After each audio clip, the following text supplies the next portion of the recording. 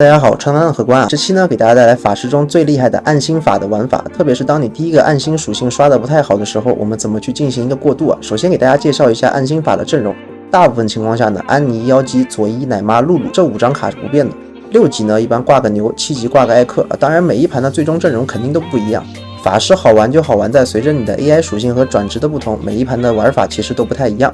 但是呢，这基础的5张卡一般是不变的。荷官目前版本只建议开局你有小天才转职或者 AI 属性是暗星的时候去玩法师，原因一会儿实战会讲。装备方面，核心装呢就是佐伊的蓝 buff 鬼书，还有妖姬的输出装。至于该怎么玩呢，就让我们直接进入实战吧。这盘呢是电音大师局，然后第一海克斯我们有功率圆弧，我犹豫了一下还直接拿了啊。最主要是因为这盘的这个 AI 属性啊，其实不是很适合玩法师，它是队友死了之后加攻击力。就本来呢我是想玩一个 AI 青钢影，或者是去玩一个 AI 德莱文的。但是如果第二个 AI 属性呢，它刷出了加蓝量，或者说是队友死的时候加 AP， 那么我们也是可以去转一个法师的就是走一步看一步。然后给大家解释一下为什么荷官这版本只建议大家就是开局的时候，比如小天才转职，或者说你开局的时候像我一样是一个暗星属性去玩法师最主要是因为目前版本的就装备特别少大家一般打完龙王，也就是5-1的时候呢，你一般只有6件陈装如果你法师要厉害，你前排必须要3件肉装，就是你的安妮必须3件肉装。然后呢，你的佐伊必须要鬼术蓝 buff 都有，那这已经占掉5件装备了，所以说你的妖姬基本上是没有什么伤害的。就如果你正常来玩法师，如果你优先去做前排装呢，你会发现你后排没输出；如果你做后排装呢，你会发现前排没坦度就大概是这么一个问题但是如果你的 AI 属性是暗星，就不用考虑这些，因为暗星前排本来拿去送的。然后呢，如果你开局可以有5小天才多一件装备所以说装备也是够用的。所以呢，荷官只建议大家就是有这2种情况的时候去玩不然的话感觉比较偏送分一点因为强度确实不是很高。就如果你正常情况下就 AI 属性也不好，然后你的这个装备也不好情况下去玩，你肯定也是送分的。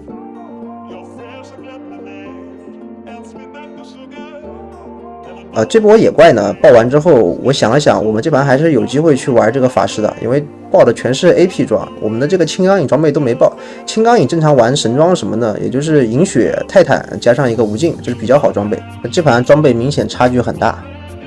第二个海克斯呢，我们刷了一下，本来是想去刷 AI 转，如果这时候刷出 AI 转，我会直接去转 AI 德莱文所以前期的时候德莱文也是留了一下但这波没有刷出 AI 转，所以我们就不考虑这个德莱文了，就后面还是正常去玩一个 AI 青钢影。手抖多点了1张德莱文，亏了1块钱，有点可惜。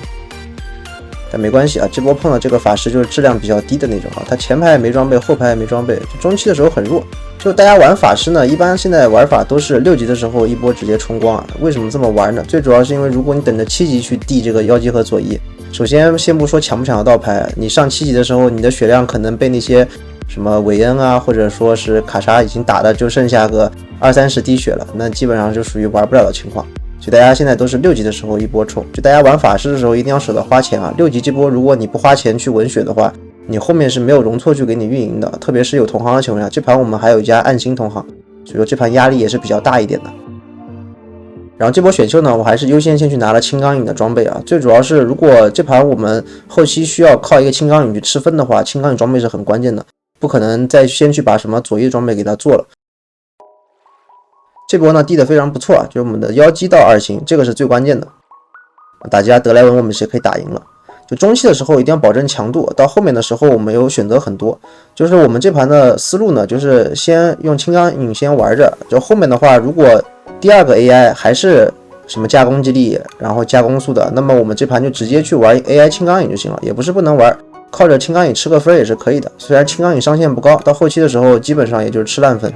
但是如果第2个 AI 你出了什么队友死了之后回蓝，或者说是队友死了之后加法强，那么我们直接去转一个法师，就奔着吃鸡去玩。这就是当时我这盘的思路就是我们先不着急，全员递到2星呢，基本上就可以稍微稳一波了。小天才呢和我们现在也很契合经常会给什么银血剑和泰坦。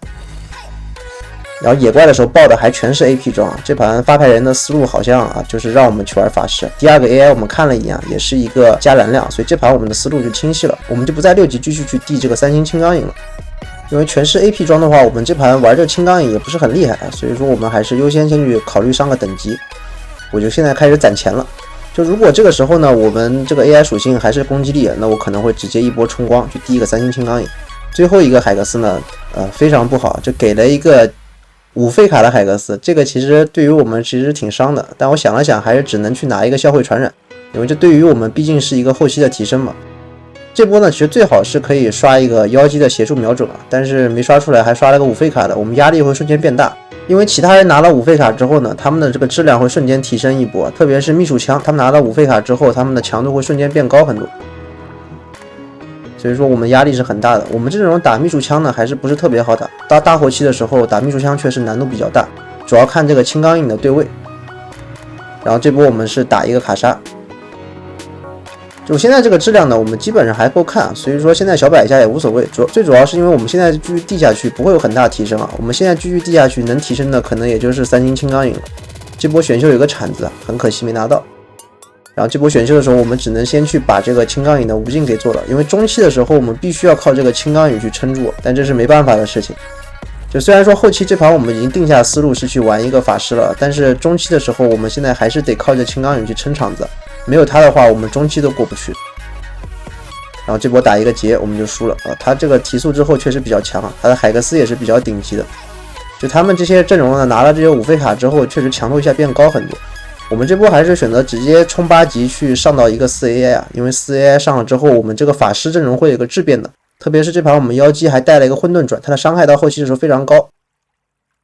就大家玩这种法师阵容一定要知道阵容里面谁在 C 啊，就我们这盘明显是这个妖姬在 C 啊，他每波伤害基本上都是全队第一。然后后期的时候荷官非常搞笑，做了一个很愚蠢的决定，大家后面会看到，就大家就知道这个努努这张卡到后期的时候其实是不能相信的，我感觉这张卡不是很强，如果玩5小天才一定要转职再去玩。野怪的时候呢，这波直接爆了一个鬼书还是挺不错的。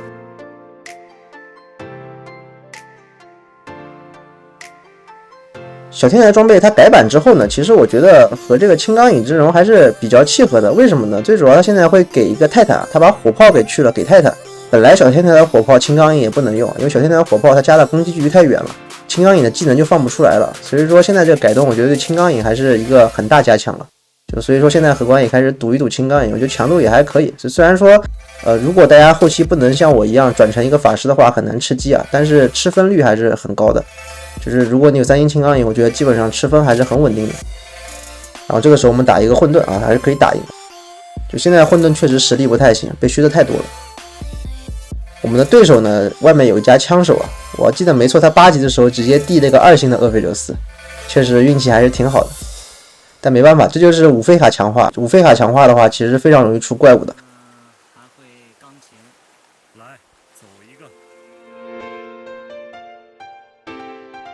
然后这波选秀的时候，我们有个 AI 转的努努啊，我们要假装一下，不能被别人发现我们的企图。OK， 我们拿到了。就当时我觉得这个2星 AI 转努努，我一捏出来直接无敌了。但是后面的话，他让我大开眼界，说实话。OK 啊，因为有了 AI 转，我们可以把机器人下了。就机器人属于一个废卡，拿了没什么用。这波大家还看不出来啊，到后面的时候，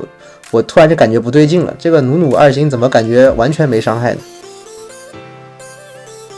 然后这个时候我们8级的时候有2条思路啊，一个是继续去递这个3星妖姬如果外面同行死的差不多的话，我们可以去追一个3星妖姬，或者说我们直接上等级。然后这盘我后期的时候选择了一个上等级啊，因为追妖姬如果我没有 Nico 的话，我觉得风险是比较大的，上等级是更加稳定的一个提示。OK， 我们这波直接把这家劫给送走了，他的装备比较奇怪啊，打我们也是没什么胜算的。我们这阵容最大的优势是什么呢？就是4、5阶段的时候，我们全员2星就可以无脑上人口啊，这个就是阵容最强的地方，就暗星最强的地方就在这个地方。但是打到6阶段的时候，如果你还没有什么3星或者5费卡大成的话，你的强度就不够了。然后这波野怪的时候，我们直接去给努努上了一个银血，这是我最后一波相信他，因为前面几波他打了几百伤害，确实有点太离谱了。我这波给了他双银血，看看他能打多少伤害啊。然后这波我们又输了，当时伤害面板的时候我都愣了一下，我以为没看到他的伤害，最后我细看了一下，打了521点伤害，这太逆天了，这2星5费卡说实话裸装都不该这么点伤害的，这简直是太离谱了。就后面的话我应该就不太敢相信他了，所以大家玩小天才阵容的时候，努努这张卡我觉得没有5小的话强度就那样吧，确实是比较垃圾的一张卡，他的伤害来得太慢了。然后这个时候我把青龙刀直接给奶妈了，我已经不信任他了。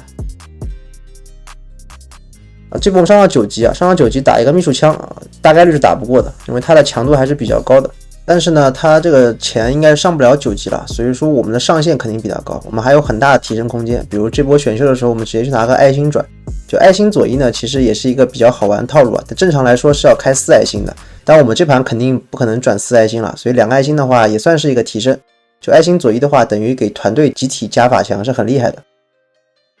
这波呢，我们就去打那家卡莎了，应该是给他直接送走了，他的质量跟我们其实有很大差距的。我们这种强势呢，就是因为4、5阶段的时候可以无脑上人口啊，就靠着这个全体2星质量无脑上人口，直接就可以上到9级。上到9级之后呢，直接2星稻草人、2星螃蟹一挂，就我们也是可以吃鸡的，就后期转成一个95就行了。我们打这个枪手呢，其实理论上来说是非常难打的，但是他站位出现重大失误啊，如果我是他的话，我一定会把人抱团站的。就抱团站，我打他基本上是没有办法，但是他这样分散开来站，我们打他还是有机会的。让青钢影切一边就可以了。就青钢影，我觉得虽然是个2星青钢影，但是带了2件装备之后，切一个枪手应该还是没什么太大问题的。他还把厄斐琉斯送到我们青钢影的脸上。